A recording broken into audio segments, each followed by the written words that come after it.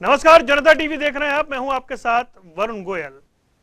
हरियाणा में संत कबीर जयंती के मौके पर राज्य स्तरीय कबीर जयंती महोत्सव का आयोजन हुआ। यह आयोजन रोहतक में किया गया। इस मौके पर मुख्यमंत्री मनोहर लाल पहुंचे।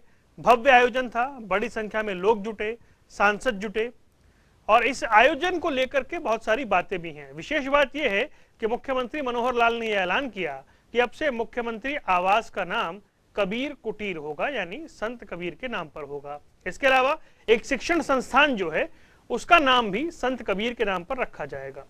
बहुत सारी योजनाओं की बात हुई, स्कॉलरशिप की बात हुई, बहुत सारी बातें बताई गई हैं। हरियाणा की राजनीति में, राजनीति से इतर यह बात अलग है कि संत कबीर, उनको मानने वाले, उनके अनुयायी, उनके ऊपर यह कार्यक्रम होना क्या दर्शाता है, इसका महत्व क्या है और हरियाणा के राजनीतिक दल इसे क्या समझ रहे हैं। सरकार ने जो कार्यक्रम किया, मुख्यमंत्री ने जो ऐलान किया, क्या उसे एक मास्टर स्ट्रोक के तौर पर देखा जाए? बाकी पार्टियां क्या सोच रही हैं, उनके जहन में क्या है? और जो ये सरकार ने किया, क्या पिछली सरकारों ने ऐसा सोचा या इस सरकार ने पहले कभी ऐसा सोचा? अब ये कार्यक्रम करने के पीछे मकसद और इस कार्यक्रम की कामयाबी क्या कुछ होगी, ये देखने वाली बात है। चर्चा करेंगे, उससे पहले एक रिपोर्ट दिखाते हैं।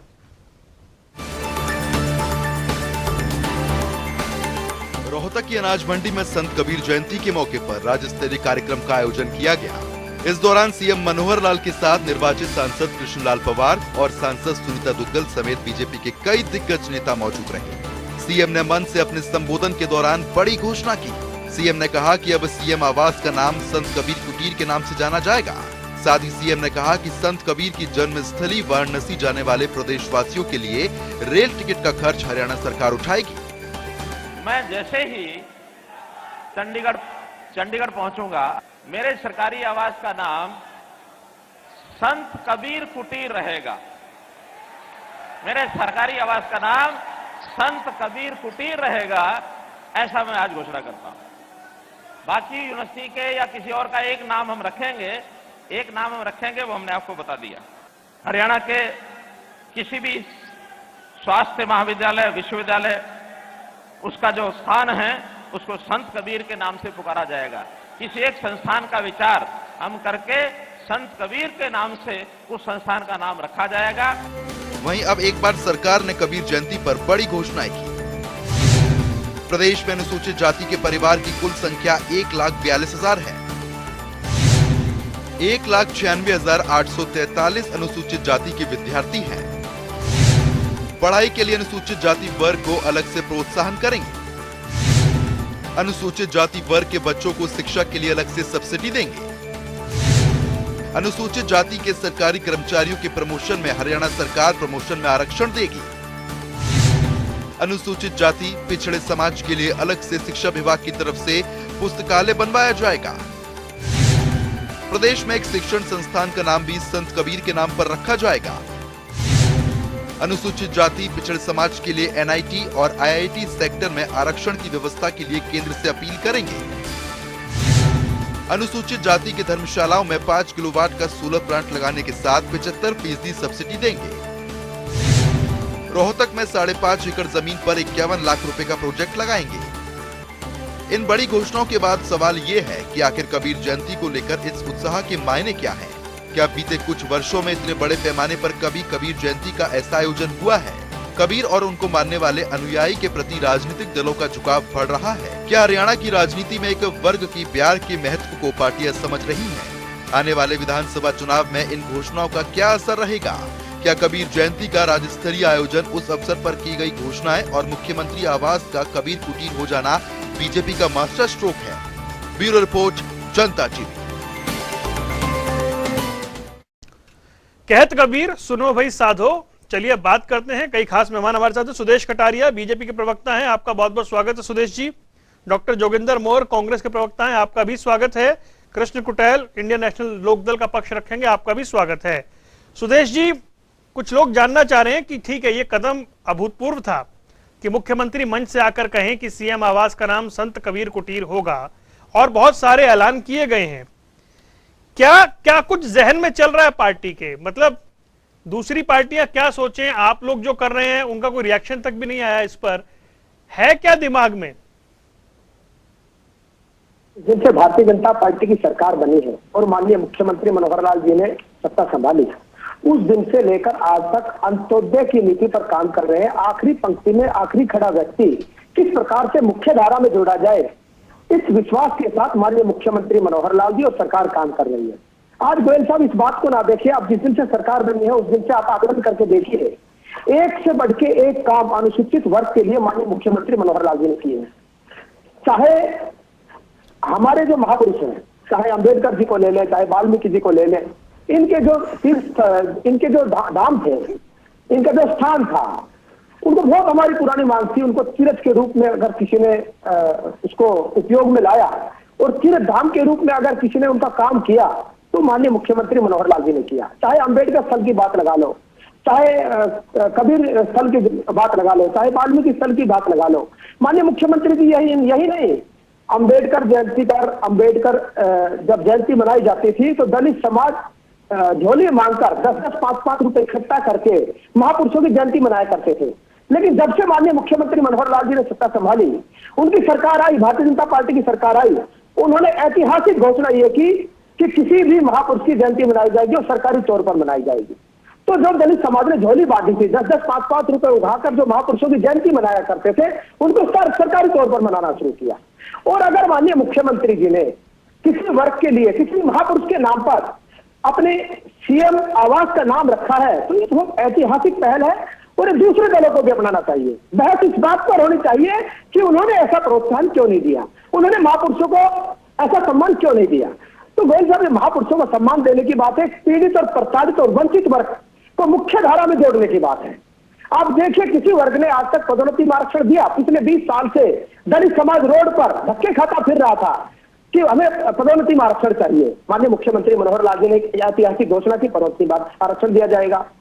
कितनी ऐसी घोषणाएं दलित समाज के लिए की जो मुख्य धारा में दलित समाज को जोड़ने का काम कर रही है। तो गोयल साहब, ये ऐतिहासिक कदम है और विपक्षियों को भी इससे लक्ष्य कदम पर चलना चाहिए, एक दलित और पीड़ित समाज को मुख्य धारा में लाने के लिए। ठीक है डॉक्टर जोगिंदर मोर, पिछली सरकारों ने ऐसा नहीं किया या अब जो हो रहा है उसे आप कैसे देख रहे हैं? देखिए वरुण जी, आप जो कह रहे, ये घोषणाओं की सरकार है।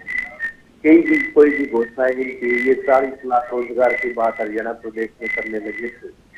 ये नाम बदलने में, नाम रखने में, इन चीजों में विश्वास रखते हैं। अगर धरातल पर इनके कार्य को देखा जाएगा, अनुसूचित जाति है या कितना पिछड़ा वर्ग है, उसके लिए धरातल सब्सिडियां करने का काम उन्होंने किया है, निजीकरण का काम इस सरकार ने किया है। रोजगार के आप देखिए, ग्रुप बी की जितनी भी नौकरियां हैं उनमें एक तरफ तो प्रक्रिया की बात करेंगे, दूसरी तरफ अंगूठे नहीं मिल रहे हैं, इस प्रकार से चीजें नहीं हो पाती। लोगों को नौकरियां नहीं मिल रही, लोगों को नौकरी से निकाला जा रहा है। विश्वविद्यालयों की स्थितियां क्या है, विश्वविद्यालयों में कितने दिनों से भर्तियां जो रिक्त पड़ी है, वो यूपी पड़ी है, कॉन्ट्रैक्ट की स्थितियां बढ़ रही है।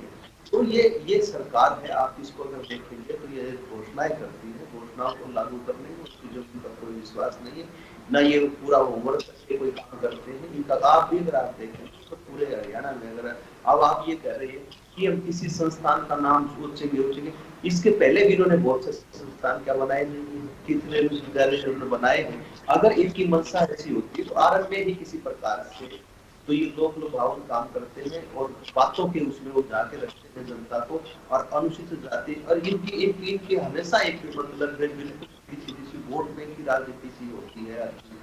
कभी भी आपको ऐसा नहीं लगेगा कि कोई किसी प्रकार के काम किए गए, घोषणाएं ज्यादा करते हैं। ठीक है, पहनाने का काम। ठीक है कृष्ण कुटेल साहब, क्या आपको लग रहा है सरकार की एक पहल, चंडीगढ़ में सीएम आवास का नाम अब संत कबीर कुटीर या जो बाकी घोषणाएं की गई हैं, आपको लग रहा है कि बीजेपी ने या मौजूदा सरकार ने एक मास्टर स्ट्रोक खेला है और जिस तरीके से उसने अपनी एक जगह बनाई है वो इस रेस में काफी आगे है? अब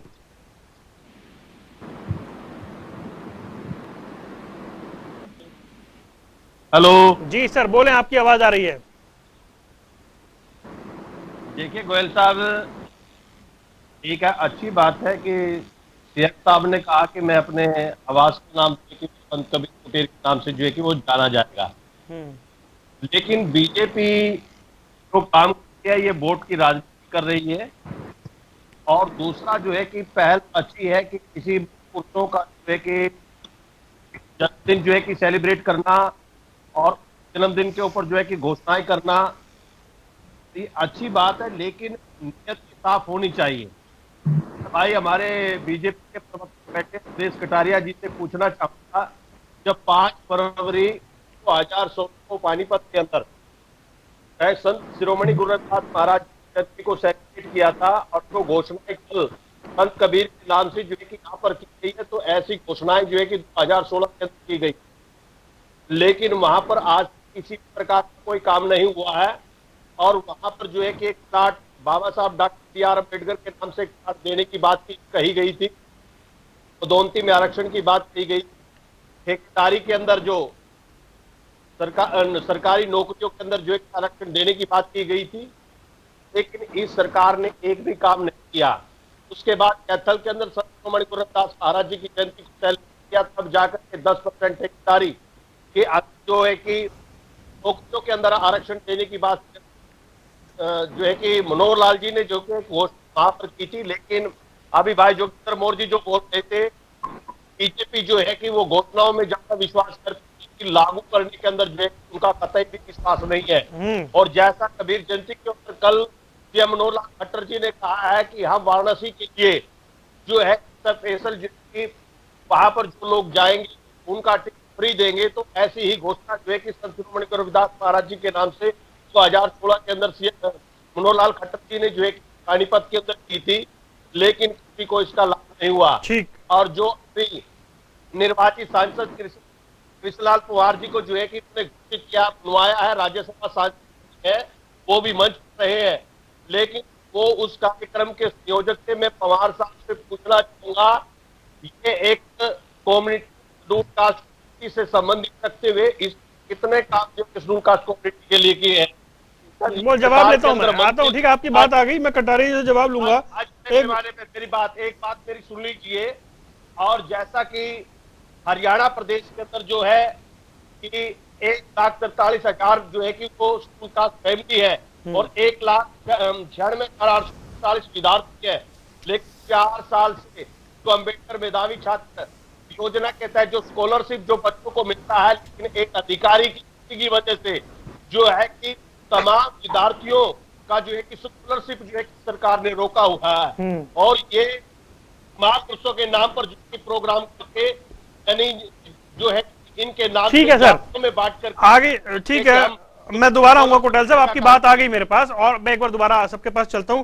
जादौन साहब, आपसे मैं एक चीज जानना चाह रहा हूं, आवाज मिल रही है आपको?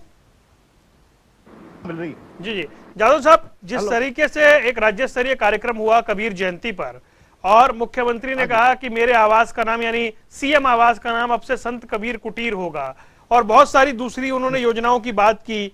उन्होंने जो बताया कि 51 लाख रुपए से रोहतक में प्रोजेक्ट लगेगा, पुस्तकालय बनवाया जाएगा, एक शिक्षण संस्थान का नाम संत कबीर के नाम पर होगा, वाराणसी जो जाना चाहेंगे वहां पर संत कबीर जी के स्थान पर उनके लिए ट्रेन में व्यवस्था होगी। ये जो एक चीज नई हुई है, क्या मौजूदा वक्त की राजनीति में हरियाणा सरकार ने, मतलब मुख्यमंत्री मनोहर लाल ने या बीजेपी ने एक तरह की एडवांटेज बढ़त ली है क्या इस तरह के फैसलों से? नहीं, हाँ, निश्चित तौर पर ये कोई भी सरकार, किसी भी पार्टी की सरकार कोई भी स्टेप लेती है, चाहे वो संत महापुरुषों के नाम पर है, चाहे समाज के जो आदर्श पुरुष हैं उनके नाम पर है, तो उसमें कहीं ना कहीं राजनीतिक लाभ लेने की भावना निहित रहती है। लेकिन अब सवाल यह भी है कि अगर संत महापुरुषों के नाम पर या समाज के आदर्श पुरुषों के नाम पर अगर सरकार कोई जन कल्याण की योजनाएं लाती है तो उनका स्वागत भी किया जा सकता है और उससे हम कोई लाभ मिलता है। अब इस सरकार ने किया, यहाँ तक तो ठीक है कि शिक्षा संस्थान का नाम संत कबीर के नाम पर होगा, कोई और योजनाओं का कोई स्कॉलरशिप स्कीम भी संत कबीर के नाम पर हो सकती है, लेकिन मुख्यमंत्री आवास संत कबीर कुटीर के नाम से कैसे अपनी सार्थकता सिद्ध करेगा? क्योंकि मुख्यमंत्री जो है किसी ना किसी दल विशेष का होता है और वो उस आवास में जो निवास करता है तो वो दल विशेष की नीतियों पर चलता है, वो जो है दलीय आधार पर सारे फैसले करता है, तो वहां संत कबीर कुटीर होने की सार्थकता कैसे सिद्ध होगी?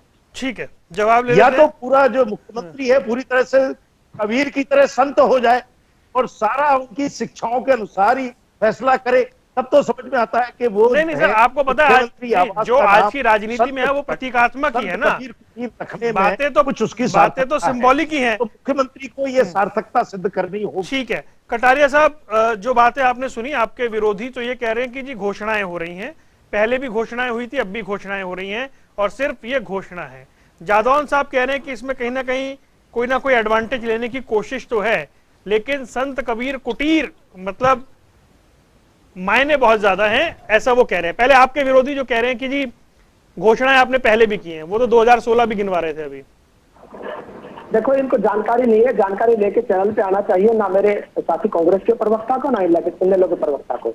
जो माननीय मुख्यमंत्री जी ने पहले घोषणा पानीपत में की थी, मैं आपको डाटा के अनुसार बता दूंगा कितने व्यक्ति हमने तीर्थ स्थानों पर जिनको तीर्थ करवाया, डाटा के हिसाब से मैं आपको बताऊंगा। गोयल साहब को बात दे देता हूँ, जादव साहब जिन्होंने कहा संत कबीर एक समुदाय के नहीं थे, एक जाति के नहीं थे, संत कबीर ने तो दिशा और दशा दी है, देश को चलाने का काम किया है। एक पहला ऐतिहासिक मुख्यमंत्री और पहली ऐतिहासिक सरकार ऐसी है जिन्होंने बड़ा दरिया दिली दिखाकर अपने मुख्यमंत्री निवास का नाम संत कुटीर पटेल साहब आपकी बारी में आऊंगा आपके पास, रखने का पटेल काम साहब किया। प्लीज।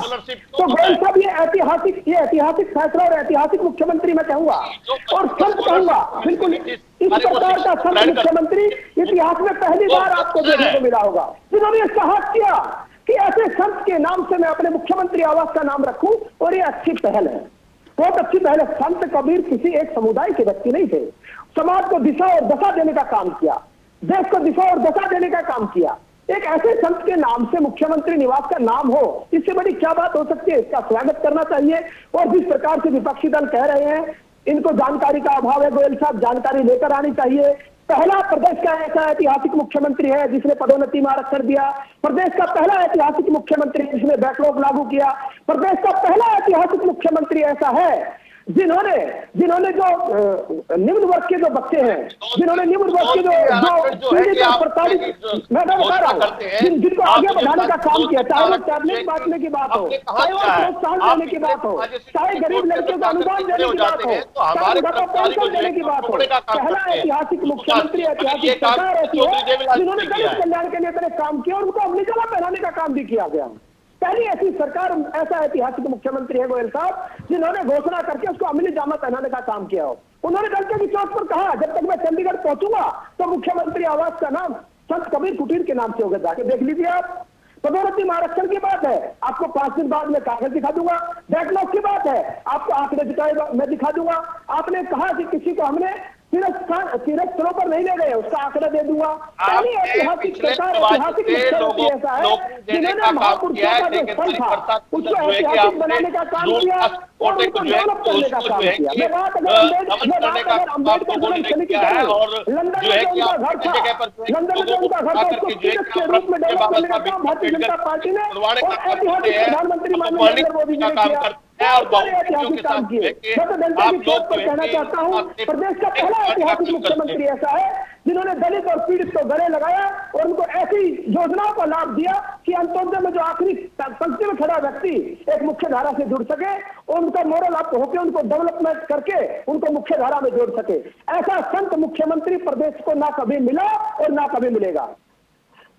हालांकि चर्चा को आगे बढ़ाना था, लेकिन एक और महत्वपूर्ण इवेंट इस वक्त है। खेलो इंडिया सेरेमनी का समापन समारोह हो रहा है और खिलाड़ियों ने हरियाणा के जो प्रदर्शन किया है वो बड़ा महत्वपूर्ण हो गया है। माफी चाहते हैं चर्चा को यहाँ रोकना पड़ रहा है, लेकिन आप सही मेहमानों का जुड़ने के लिए बहुत बहुत शुक्रिया। तो ये बड़ी महत्वपूर्ण एक चर्चा थी कि जिसको लेकर के अब हरियाणा में राजनीति या फिर बातें हो रही हैं, लेकिन सरकार ने कुछ फैसले लिए, मुख्यमंत्री ने मंच से आकर बहुत कुछ कहा और जो कहा वो चर्चा में है। उसको लेकर के ये देखा जा रहा है कि भविष्य में ये जो फैसले लिए गए, जो घोषणाएं हुई हैं, इनका पैमाना जो है वो क्या रहने वाला है और ये कितनी दूर तक बात जाने वाली है।